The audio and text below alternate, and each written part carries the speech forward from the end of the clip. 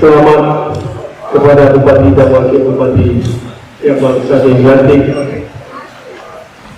untuk masa jabatan 2025-2030. Amanah ini adalah untuk kepercayaan masyarakat Aceh Timur yang harus dijaga dengan baik. Gubernur Aceh Muzakir Manaf atau akrab disapa Mualim meminta Bupati dan Wakil Bupati Aceh Timur agar bekerja sama dengan pemerintah Aceh untuk menertibkan perusahaan sawit.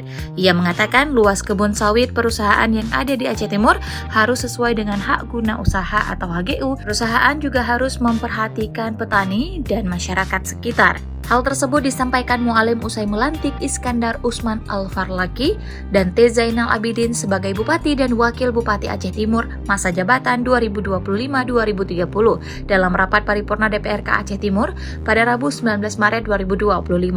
Mualim mengatakan untuk memastikan sesuai dengan izin yang diberikan, pihaknya akan segera menurunkan tim untuk mengukur luas kebun sawit yang beroperasi. Dalam kesempatan itu, Mualim juga menuntut agar perusahaan sawit memberikan 30% plasma dari luasan HGU kepada masyarakat. Dengan begitu masyarakat dan petani di Aceh Timur dapat lebih sejahtera. Selain itu, Mualim juga meminta agar Bupati dan Wakil Bupati Aceh Timur untuk terus mengembangkan potensi yang dimiliki Aceh Timur.